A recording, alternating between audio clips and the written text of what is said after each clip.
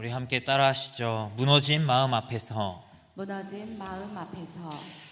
우리 옆 사람과 사랑의 인사 나누시겠습니다. 잘 오셨습니다. 사랑하고 축복합니다. 우리 사랑의 인사 나누시겠습니다. 네, 우리는 이제 살아가다 보면 마음이 좀 무너질 때도 있고요, 지칠 때가 있습니다. 몸이 힘든 것보다 마음이 먼저 힘들어질 때가 종종 있고요. 그리고 더 이런 시간들이 길어지다 보면 몸에 병이 생기곤 하죠. 이럴 때 사람은 참 이상해집니다. 갑자기 아무것도 하기 싫어지기 시작합니다. 원래 좋아하던 것도 귀찮아지기 시작하고, 사람 만나는 것도 좋아했던 사람들이 어느 순간 피곤해지기 시작하고, 연락 오는 것도 부담스럽고 계속 누워만 있고 싶을 때가 있습니다. 이런 걸 전문 용어로 번아웃이라고 합니다. 네, 우리 성도님들께 하나 보여드리도록 하겠습니다. 네, 넘겨주세요. 네, 지금 내가 번아웃 상태인지 아닌지 한번 이 8가지 사항을 한번 보시고, 한번 지금 내가 어떤 상황인지 한번 파악해 보시길 바랍니다. 근데 여기서요, 5개가 포함되어 있으면 번아웃 증상을 의심하셔야 합니다. 해야 할 일은 분명히 많은데 몸과 손은 절대 움직이지 않고 모든 의욕들이 사라지는 현상을 바로 번아웃 현상이라고 합니다. 나 이것도 저것도 해야 되는데, 기도도 해야 되는데, 말씀도 봐야 되는데, 김 집사님, 이 집사님, 박 집사님, 김 권사님, 이 권사님, 박 권사님 등 다 연락해서 기도 제목 받아서 열심히 기도해야 되는데, 다 아는데 번아웃이 오거나 마음이 무너지면 이것도 다 안 됩니다. 또 사람마다 성향들이 다 달라서 이런 사람들도 있습니다. 어떤 사람은 혼자 있고 싶어 합니다. 괜히 사람들 피하게 되고 말도 하기 싫어지고 그냥 나 좀 내버려뒀으면 좋겠다라는 생각이 들 때가 있습니다. 또 어떤 사람은 자기만의 방식으로 버티려고 합니다. 계속 잠을 자기도 하고, 아니면 먹는 것으로 좀 풀어보려고 하고, 아니면 스마트폰만 계속 보기만 하고, 아무런 생각 안 하려고 더 바쁘게 움직이려고 하는 사람도 있습니다. 그런데 그렇게 버텨도 마음의 지침은 쉽게 해결되지 않습니다. 특별히 제가 담당하고 있는 지금 중고등부 학생들을 보면서 이런 모습을 참 많이 발견할 수 있게 됩니다. 초반에는 열심히 예배에 잘 나옵니다. 친구들과 겨울수련회도 갔다 와서 잘 어울리는가 싶더니 어느 시기가 들어서부터는 의욕이 없어질 때가 있습니다. 예배 시간에 늦기 시작하고, 가끔은 연락이 없다가 가끔은 연락 없이도 결석하기도 하고, 모든 것이 귀찮아 보일 때가 있습니다. 물론 단순히 중고등부 학생들의 게으른, 이제 부모님의 시선으로 보면 이제 게으른 모습으로 볼 수 있습니다. 그런데 다른 면으로 보면요, 그 안에는 지쳐있는 마음이 있을 때가 많이 있습니다. 계속되는 학업과 관계의 스트레스, 미래에 대한 부담 속에서 마음의 힘이 빠져버리는 것입니다. 몸이 피곤한 것도 있지만 마음이 지쳐있다는 것을 볼 수 있었습니다. 그런데 사실 이것은 중고등학생들만의 이야기가 아닙니다. 우리 어른들에게도 똑같이 나타납니다. 삶의 책임, 관계의 어려움, 교회로 한번 예를 들어보겠습니다. 아니, 저 권사님은 왜 나만 보면 왜 저러실까? 이런 생각 드실 때 있을 겁니다. 저 김, 이, 박, 최 집사님은 맨날 나만 보면 뭐라 하시는 것 같아. 각종 집사님들이 등장하기 시작하고요. 오늘은 저 집사님, 권사님, 장로님 마주치지 말아야지 하는데 어떻게 되죠? 교회에서 딱 마주칩니다. 그러면 예배 오면서도 하나님 제발 저에게 은혜를 주세요. 오늘 제발 저 사람 안 만나게 해주세요. 라고 먼저 기도하고 교회에 오지만, 교회에서 그렇게 쉽게 마주칩니다.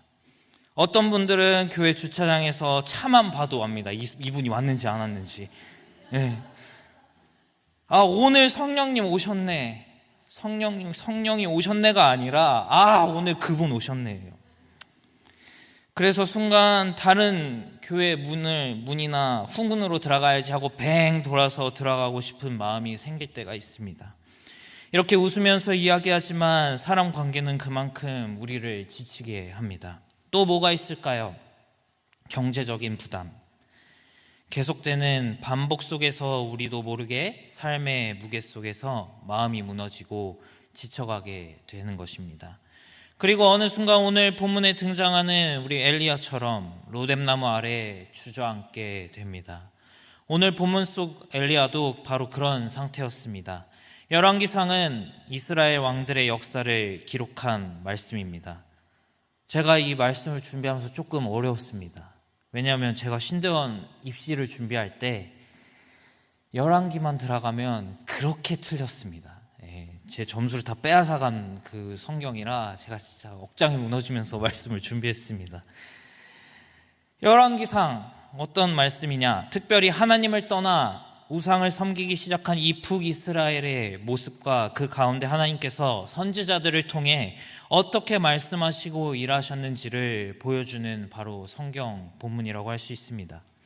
오늘 본문에 등장하는 시대는 아합 왕과 이세벨이 이스라엘을 다스렸던 때였습니다.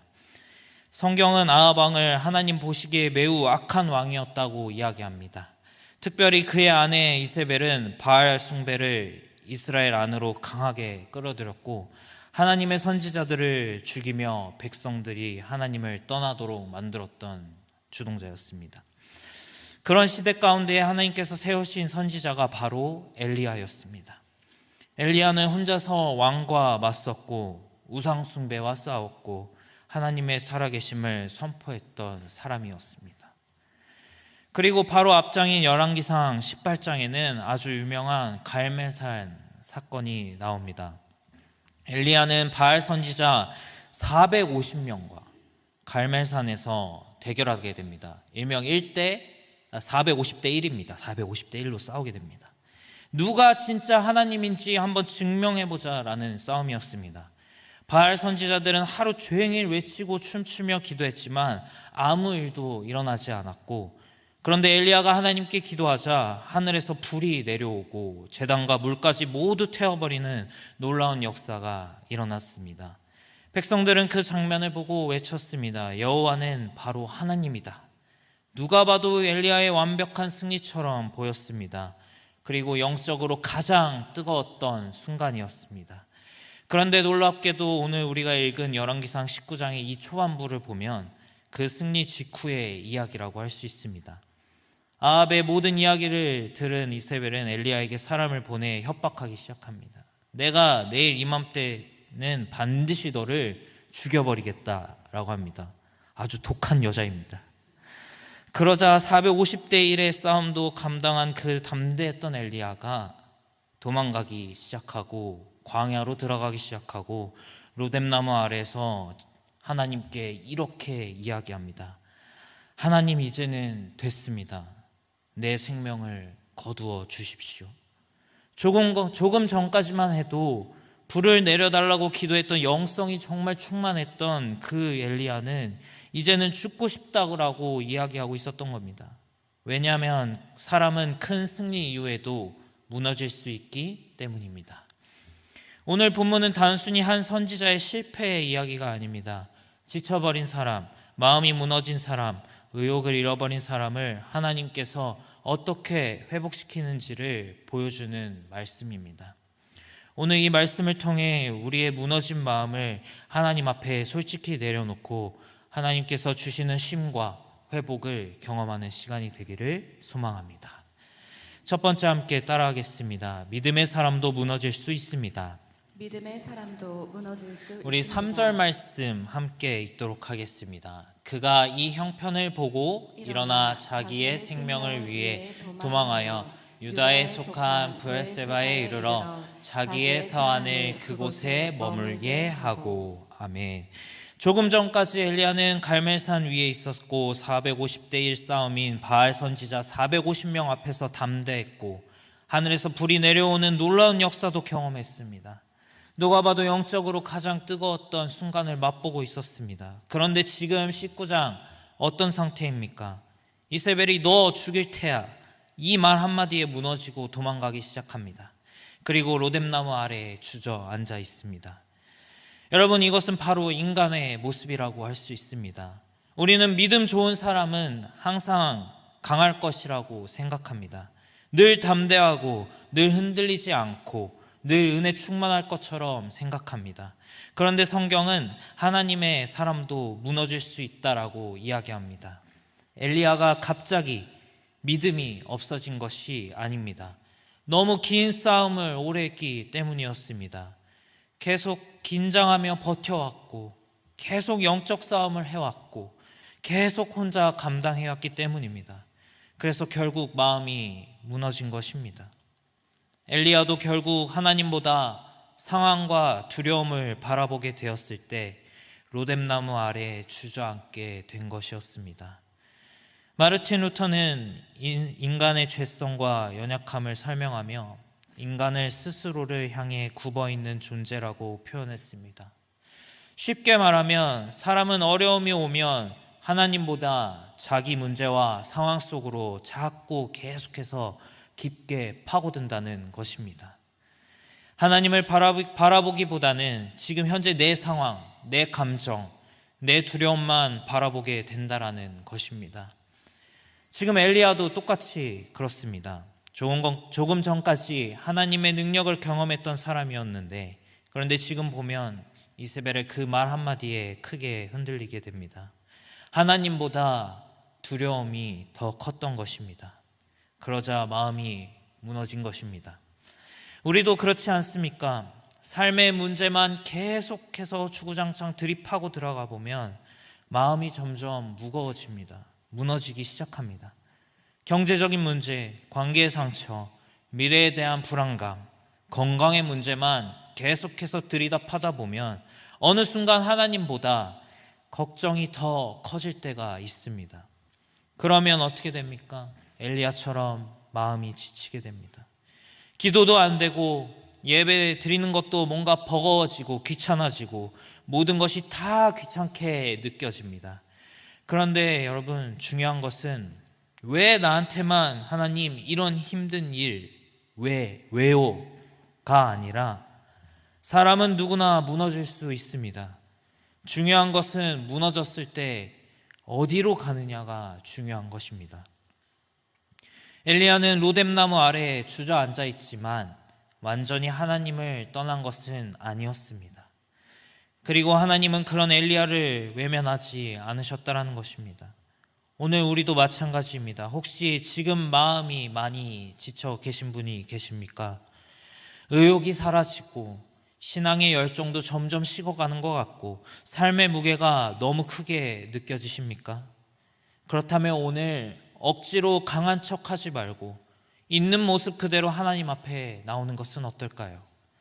하나님은 완벽한 사람을 찾으시는 분이 아니라 지친 마음이라도 하나님께 나오는 사람을 붙드시는 분이심을 기억하기를 소망합니다.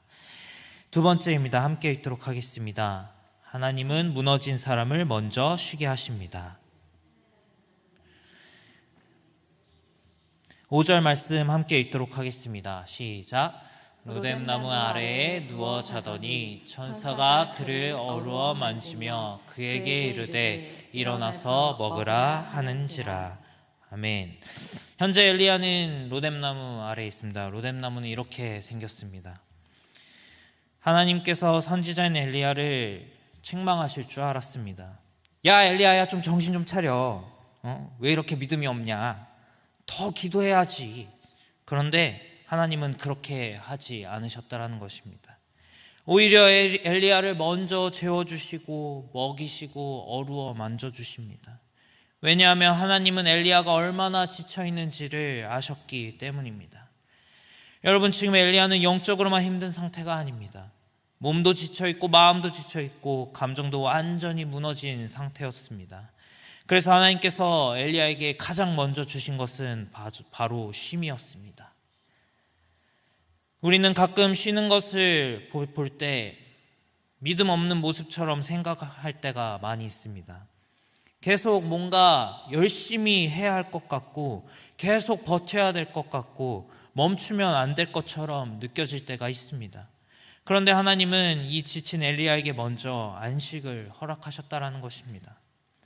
에이든 윌슨 토저는 그의 저서인 하나님을 추구함에서 현대 그리스도인들이 하나님보다 분주함에 익숙해져 있다고 이야기합니다. 신앙생활은 열심히 하는데 정작 하나님 안에서 쉬지 못하고 있다라는 것입니다. 그래서 토저는 참된 평안과 안식은 하나님을 가까이 할 때 온다고 강조하고 있습니다. 그런데 오늘 하나님은 이 지친 엘리야에게 먼저 쉼을 허락하신 것입니다. 왜냐하면 회복은 억지로 버티는 데서 오는 것이 아니라 하나님 안에 머물러 있을 때 시작할 수 있기 때문입니다. 찬양 가사 중 이러한 가사가 있습니다. 하나님은 너를 지키시는 자, 너의 우편에 그늘 되시니 낮의 해와 밤의 달도 너를 해치 못하리. 엘리야는 로뎀나무 아래에서 모든 것이 다 끝났다고 생각했습니다. 혼자라고 느꼈고 버려진 것 같았고 더 이상 살아갈 힘도 없었습니다. 하지만 하나님은 그 순간에도 엘리야를 끝까지 지키고 계셨습니다. 엘리야가 잠든 순간에도, 지쳐 주저앉은 순간에도 하나님은 그의 곁을 떠나지 않으셨습니다. 사랑하는 성도 여러분, 혹시 지금 많이 지쳐 있습니까? 계속 버티느라 힘들고 마음의 여유도 사라지고 신앙의 기쁨도 잃어버렸습니까? 그렇다면 오늘 하나님 품 안에서 다시 쉬게 되기를 바랍니다. 하나님은 오늘도 지친 영혼을 어루어 만져주시고 회복시키시는 분이심을 기억하기를 소망합니다. 세 번째는 하나님은 무너진 사람을 다시 일으키십니다. 하나님은 무너진 사람을 다시 일으키십니다. 우리 7절 말씀을 함께 읽도록 하겠습니다. 시작. 여호와의 천사가 또 다시 와서 어루만지며 이르되 일어나 먹으라, 내가 갈 길을 다 가지 못할까 하노라 하는지라. 아멘. 하나님은 엘리야를 그냥 내버려 두지 않으셨습니다. 쉬게 하셨지만 거기서 끝나지 않으셨습니다. 먹이셨지만 그냥 광야에 머물게 하지 않으셨습니다. 다시 일으켜 주셨습니다. 왜냐하면 엘리야에게는 아직 가야 할 길이 많이 남아 있었기 때문입니다. 엘리야는 지금 모든 것이 끝났다고 생각했지만, 그래서 하나님께 하나님, 저 이제 그만하고 싶습니다. 더 이상 못하겠습니다. 내 인생은 여기까지인 것 같습니다 라고 투정 부렸지만 하나님은 엘리야의 인생을 끝났다고 말씀하지 않으셨습니다. 오히려 이렇게 말씀해 주십니다. 일어나, 아직 내가 갈 길이 많이 남아있다. 우리도 그렇지 않습니까? 조금만 무너지면 모든 것이 끝난 것처럼 느껴질 때가 있습니다. 중고등부 학생들 보면 똑같습니다. 시험 요만큼 무너졌다고 아예 그냥 인생 망했다라고 그냥 얘기합니다. 시험 하나 봤는데 떨어졌다고 자기는 도저히 뭘 해야 될지 모르겠다고 이야기합니다. 하지만 저는 그런 친구들에게 이렇게 얘기해 줍니다. 너희 아직 어리기 때문에 기회가 많다. 열심히 해라. 우리도 똑같습니다. 이 학생들처럼 조금만 무너지면 모든 것이 끝난 것처럼 느껴질 때가 있고, 신앙도 끝난 것처럼 느껴질 때가 있고, 하나님 안 계신 것 같아라고 느껴질 때가 있고, 내 인생도 망한 것 같고 다시 회복될 수 없는 것처럼 느껴질 때가 있습니다. 그런데 하나님은 우리가 끝났다고 생각하는 순간에도 아직 우리를 향한 계획을 가지고 계십니다. 유진 피터스는 현대인들이 신앙도 너무 빨리 결과를 보려고 한다고 이야기했습니다. 금방 뜨거워지고 금방 변화되고 금방 응답받기를 원한다는 것입니다. 하지만 그는 신앙생활을 이렇게 표현했습니다. 신앙은 느리게 오래 순종하는 것이다. 이 말은 신앙은 단거리 경주가 아니라 평생 하나님을 붙들고 걸어가는 과정이라는 뜻입니다. 때로는 넘어질 수 있습니다. 때로는 지칠 수 있습니다. 무너질 수도 있습니다. 하지만 중요한 것은 넘어지지 않는 것이 아니라 다시 하나님 손, 그 하나님의 손을 붙드는 것입니다. 또 독일의 신학자 디트리 보네퍼는 2차 세계대전 속에서도 믿음을 지켰던 신학자였습니다.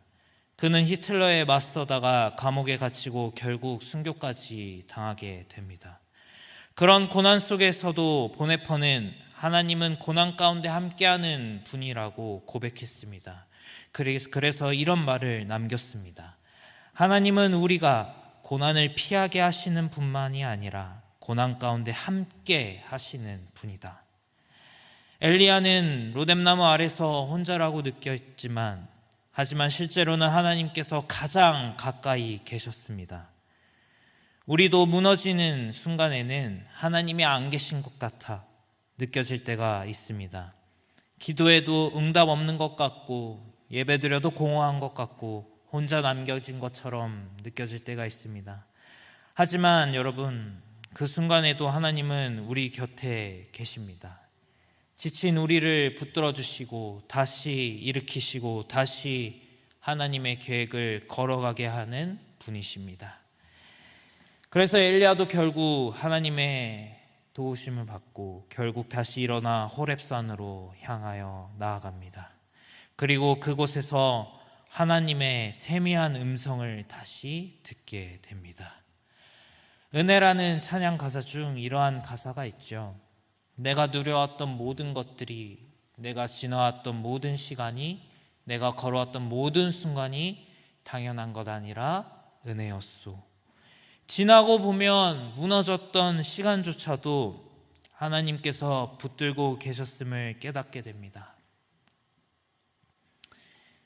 제 간증을 하나 하자면요, 저도 이 말씀을 준비하면서 좀 마음에 많이 와닿았었습니다. 지나고 보면 저의 무너졌던 그 시간조차도 하나님께서 그 순간순간을 붙들고 계셨다는 것을. 저는 대학교 입시를 3번을 했습니다. 삼수했습니다. 삼수를 하고 신대원도 3번 만에 갔습니다. 그 무너졌던 시간들을 보면 정말 제 그때 그 상황의 저를 보면 정말 많이 무너져 있었습니다. 그리고 이제 신대원 2번째 시험을 보고 이제 떨어지고 군대에 입대를 했습니다. 좀 군대를 늦게 가게 됐는데요. 정말 그 암흑기를 보내던 그 시기에 저에게 하나님께서 정말 좋은 곳으로 보내주셨습니다. 육군사관학교로 저를 보내주셔서 대한민국 엘리트들인 생도들을 신앙교육을 시켜줄 수 있는 그런 기회를 주셨습니다. 거기서 저는 다시 재정비를 하고 다시 올라가기 위해서 다시 준비를 해서 전역하자마자 신대원 시험을 보고 합격을 했습니다. 그리고 저는 지금 이 자리에 지금 서 있습니다. 그런 시간들을 보면 하나님께서 저를 붙들고 계셨다는 것을 알게 됩니다. 그래서 우리 사랑하는 성도 여러분, 혹시 지금 로뎀나무 아래에 계십니까? 의욕도 없고 기도할 힘도 없고 다시 일어날 자신도 없으십니까? 그렇다면 오늘 하나님께서 우리에게 말씀하십니다. 일어나라. 아직 내가 갈 길이 많이 남아있다. 오늘 하나님께서 우리의 무너진 마음을 다시 세우시고 다시 살아갈 힘을 주시는 은혜가 있기를 소망합니다. 이제 말씀을 마치려 합니다. 사랑하는 성도 여러분, 오늘 본문 속 엘리야는 갈멜산에서는 누구보다 담대했지만 로뎀나무 아래에서는 완전히 무너져 있었습니다. 하나님, 이제는 저 그만하고 싶습니다. 더 이상 못하겠습니다. 여러분, 이것이 인간의 모습입니다. 우리도 살아가다 보면 갑자기 의욕이 사라질 때가 있고 모든 것이 귀찮아질 때가 있고 마음이 무너질 때가 있습니다. 그런데 오늘 말씀은 그런 우리를 향해 너 그러면 안 된다 라고 정죄하기보다 오히려 하나님께서 우리에게 위로를 보여주십니다. 하나님은 엘리야를 절대로 혼내지 않으셨습니다. 오히려 먼저 찾아가셨고 마음을 어루어 만져주셨고 먼저 먹이셨고 쉬게 하셨고 다시 일으키셨습니다. 오늘 우리도 마찬가지입니다. 혹시 지금 마음이 지쳐있는 분들이 있으신다면 억지로 괜찮은 척하지 마시고 하나님께 나아가길 바랍니다. 하나님은 오늘도 무너진 사람을 다시 일으키시는 분이십니다. 이번 수요 예배 가운데 지친 마음이 회복되고 다시 살아갈 힘을 얻는 은혜가 우리 모두에게 있기를 주님의 이름으로 소망합니다.